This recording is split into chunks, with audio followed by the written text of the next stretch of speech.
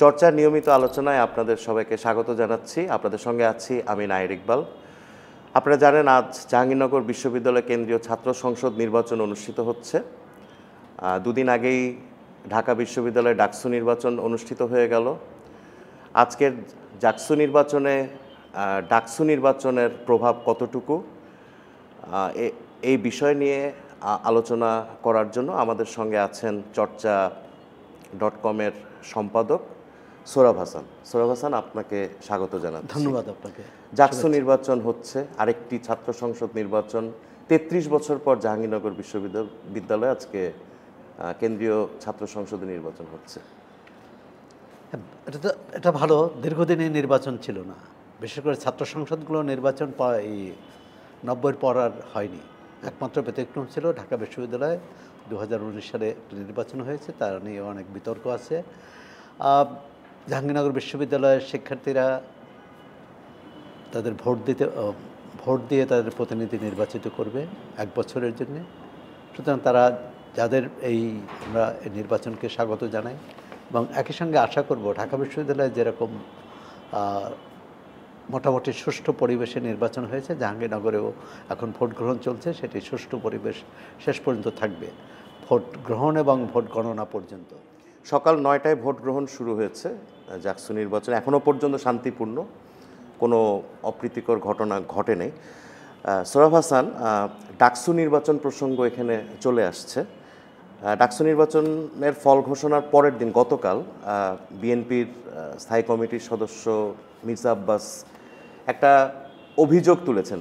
অভিযোগটা হচ্ছে যে ডাকসুতে নাকি ছাত্রলীগ এবং শিবির তলে তলে আঁতাত করে ছাত্রলীগের ভোট শিবিরের বাক্সে চলে গেছে। বিষয়টাকে কিভাবে দেখছেন আপনি? মানে এটা হাস্যকর যুক্তি। প্রথমত হচ্ছে নিজেদের ব্যর্থতা ঢাকার জন্য অন্যের উপর দোষ চাপানো বা অন্যের জয়টাকে ঠিকমতো সেভাবে মেনে নিতে না পারা। ডাকসু নির্বাচনে কারা প্রার্থী ছিল, কারা ঢাকা বিশ্ববিদ্যালয়ের শিক্ষার্থী, এটি যদি ছাত্র দলের এবং বিএনপি নেতৃত্বের না জানা থাকে তাহলে তো বলবো যে তারা একটা কল্পনার জগতে আছে। ডাকসু নির্বাচন নিয়ে দীর্ঘ আন্দোলন সংগ্রাম হয়েছে এবং নির্বাচন প্রক্রিয়া শুরু হওয়ার পর প্রতিযোগী প্রার্থীরা একে অপরের বিরুদ্ধে বলেছে, আবার কেউ কেউ কারো সহযোগিতাও করেছে। কারণ আমরা দেখলাম যে এখানে প্রধানত ছাত্রদল এবং শিবির সমর্থিত প্যানেলের মধ্যেই প্রতিযোগিতাটা হয়েছে। এখন ওই বিশ্ববিদ্যালয়ের 40,000 শিক্ষার্থীর মধ্যে কারা ছাত্রলীগের নিষিদ্ধ ঘোষিত ছাত্রলীগের সমর্থক, কারা সংখ্যালঘু ভোটার, কারা নারী ভোটার, এটা তো তাদের না জানার কথা নয়। এখন এই ভোটার কেন এভাবে ছাত্র দলকে ভোট না দিয়ে শিবিরকে ভোট দিল?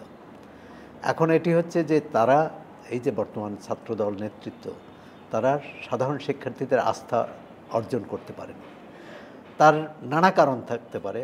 একটা হচ্ছে আন্দোলনে তাদের ভূমিকা নিয়েও অনেকে প্রশ্ন না, কিন্তু তাদের চেয়ে ছাত্র শিবিরের ভূমিকা অনেক অগ্রণী ছিল বলে অনেকে মনে করেন। দ্বিতীয়ত বৈষম্যবিরোধী ছাত্র আন্দোলন যারা এই 24-এর গণ অভ্যুত্থানে নেতৃত্ব দিয়েছে তাদের মধ্যে নানা বিভক্তি দেখা দিয়েছিল। অনেকগুলো প্যানেল হয়েছে, বামদের একাধিক প্যানেল, ছাত্রদলের এক প্যানেল। যদি এটাকে প্রথমেই বলবো যে ছাত্রদল যে নেতৃত্ব অথবা তাদের অভিভাবক প্রতিষ্ঠান বিএনপি, তার প্রতিপক্ষ ছাত্র শিবিরের প্যানেলের শক্তি আঁচ করতে পারেনি। তারা যে কতটা শক্তিশালী, তারা মনে করেছে যে অতীতে যেভাবে ছাত্রদল বিভিন্ন ক্যাম্পাসে, বিশেষ করে 80-র দশকে এরশাদ সরকারের আমলে এবং তারা যেভাবে জয়ী হয়েছে, এবারেও সেটি সম্ভব হবে। এর মধ্যে যে পরিবর্তন হয়েছে, ছাত্র নেতৃত্বের পরিবর্তন হয়েছে, সাধারণ শিক্ষার্থীদের মানসিকতার পরিবর্তন হয়েছে এবং তারা দেখতে চেয়েছে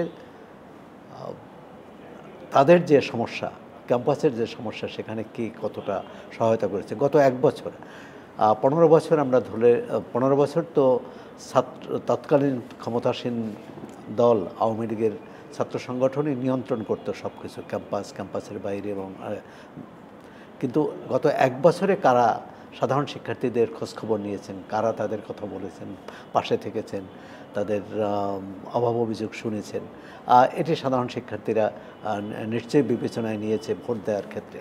আরেকটি হচ্ছে যে শিবির যে রাজনীতি, এর বাইরের যে এর বিপরীত যে রাজনীতি, তাদের বিভক্তি অনেকগুলো তারা ভাগ ছিল। আমরা যদি দেখি যে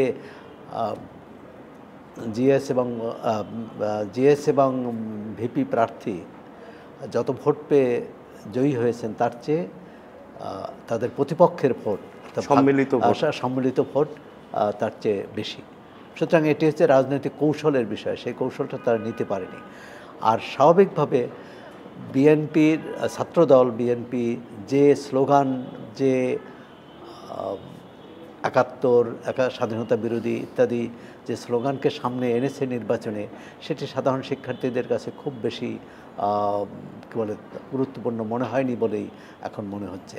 কারণ সেই ৭১-এর চেতনা বা ৭১ মুক্তিযুদ্ধের বিরোধিতা এখন যে ছাত্র শিবিরের নেতৃত্ব, তারা তো বিরোধিতা করার কোনো সুযোগ নেই, কারণ তাদের জন্মই হয়নি তখন। যে নেতৃত্ব করেছে সেটা জামাত ইসলাম এবং ছাত্র শিবির, মানে জামাত ইসলামের নেতৃত্ব এবং তৎকালীন ইসলামী ছাত্র সংঘ। আর সেটা তাদের দায়টা সাধারণ শিক্ষার্থীরা এই শিবির নেতৃত্বের উপর দেয়নি বলেই তো আমরা দেখতে পাচ্ছি। এখন যে বিষয়টি আসছে যে ছাত্রলীগের নিষিদ্ধ করেছে, ছাত্রলীগের সমর্থকরা তারা কাকে ভোট দিয়েছে, এটা গতকালও আপনার সঙ্গে আলোচনায় আমরা বলেছি যে নির্বাচন হওয়ার আগে যে তাদের ভোট একটা নির্ণায়ক ভূমিকা পালন করতে পারে। এখন স্বাভাবিকভাবে ধারণা করা হয়েছিল যে বাম ছাত্র সংগঠন অথবা ছাত্রদল তাদের ভোট পাবে। এখন যখন সাধারণ শিক্ষার্থীরা বা ছাত্রলীগের সমর্থকরা দেখেছে যে তারা বাম ছাত্র সংগঠনকে ভোট দিলেও তারা জয়ী হতে পারবে না, এমনকি ছাত্রদলকে ভোট দিলেও জয়ী হতে পারবে না, তখন তারা তাদের মতো সিদ্ধান্ত নিয়েছে। কিন্তু এটা ভাবার কোনো কারণ নেই যে ছাত্রলীগের সমর্থক ভোটাররা সিদ্ধান্ত নিয়ে শিবিরকে ভোট দিয়েছে, বরং এই রাজনৈতিক পরিসরের বাইরে যে শিক্ষার্থী তারা যাদের ভোট দিয়েছে, অর্থাৎ তারা এই ক্যাম্পাসে রাজনীতির বাইরে, তাদের ভোটেই কিন্তু এই শিবির সমর্থিত প্যানেল জয়ী হয়েছে। এখন ঢাকা বিশ্ববিদ্যালয়ে যে ফলাফল হয়েছে, 40,000 শিক্ষার্থী যে নেতৃত্ব বেছে নিয়েছে, জাহাঙ্গীরনগর বিশ্ববিদ্যালয়ের শিক্ষার্থীরা সেই নেতৃত্বই, অর্থাৎ সেই মতাদর্শের নেতৃত্বকে বেছে নেবে, এটা এমন কোনো নিশ্চয়তা নেই। কারণ জাহাঙ্গীরনগরের ছাত্র রাজনীতির কিন্তু আলাদা একটা বৈশিষ্ট্য আছে। এটা ঠিক যে 80-90 দশকে ছাত্র শিবির ঢাকা বিশ্ববিদ্যালয়ে যেমন তাদের কার্যক্রম নিষিদ্ধ ছিল, জাহাঙ্গীরনগরেও তাদের কার্যক্রম নিষিদ্ধ ছিল। এটি ঘোষিত নিষিদ্ধ না, অঘোষিত নিষেধাজ্ঞা ছিল। এখন সেটি কতটা কাজ করেছে? আরেকটি বিষয় ঢাকা বিশ্ববিদ্যালয়ে কাজ করেছে যে ছাত্রলীগের ছাত্র দলের পক্ষ থেকে যারা নির্বাচন করেছে, তারা অপেক্ষাকৃত কিন্তু তাদের বয়স সাধারণ শিক্ষার্থীদের মধ্যে একটা পার্থক্য আছে। অর্থাৎ তাদের অনেকেই স্বাভাবিক ছাত্র জীবন শেষ হয়েছে, সেটা শিবির সমর্থিত প্যানেলেরও অনেকে হয়েছে, অন্যান্য প্যানেলেরও। অর্থাৎ আমরা এরকম একটি যদি আদর্শ নির্বাচন পেতাম যে স্বাভাবিক ছাত্রত্ব থাকা অবস্থায়, মানে আরেকটি তৃতীয় কোনো বিষয়ে পড়ার জন্যে, নির্বাচনে অংশ নেওয়ার জন্যে ছাত্রত্ব বহাল রাখা, এর বাইরে যদি একটি নেতৃত্ব পেতাম, সেটাই হতো প্রকৃত ছাত্র। এটাই আমাদের ছাত্র রাজনীতির এক ধরনের বৈশিষ্ট্য। জাহাঙ্গীরনগর বিশ্ববিদ্যালয়ে যে কথাটি বলছিলাম, যে সেখানে কিন্তু ধর্ষণ বিরোধী আন্দোলন জোরদার ছিল এবং আওয়ামী লীগ সরকারের আমলে, প্রথম আওয়ামী লীগ সরকারের আমলে, দ্বিতীয়বার তারা সেখানে অনেক ক্যাম্পাসের নিরাপত্তা এবং সেখানে একটা রাজনৈতিক মতাদর্শের যে প্রভাব, এবং সেটা বাম ছাত্র সংগঠনগুলো সেখানে একসময় খুবই শক্তিশালী ছিল, পরবর্তীকালে তাদের শক্তি কমে গেছে। কিন্তু সেটা বিপরীতে সেটা যে ছাত্রদল কতটা নিজেদের কাজে লাগাতে পারবে সেই প্রশ্নটি আছে। ঢাকা বিশ্ববিদ্যালয়ে পারেনি তারা। এখন জাহাঙ্গীরনগরে পারবে কিনা সেটি আমরা ভোট গ্রহণের পরে জানতে পারবো। তবে ঢাকা বিশ্ববিদ্যালয়ের মতো সেখানেও নির্বাচনটি সুষ্ঠু হোক, নির্বাচন যে কয়েক ঘন্টা হয়েছে এরপরে বাকিটা।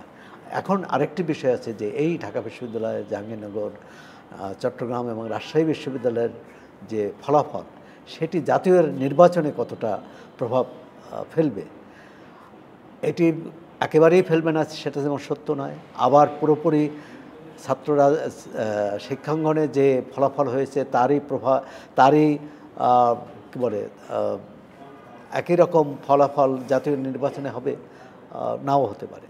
কারণ ছাত্র রাজনীতি এবং জাতীয় রাজনীতি কিন্তু ভিন্ন পরিবেশে। গতকাল ডাকসুর সাবেক সহসভাপতি মাহমুদুর রহমান মান্না বলছিলেন যে আমি তো ঢাকা বিশ্ববিদ্যালয়ে দুবার জয়ী হয়েছি ভিপি পদে, কিন্তু পরবর্তীকালে জাতীয় রাজনীতিতে বা জাতীয় সংসদে তো আমি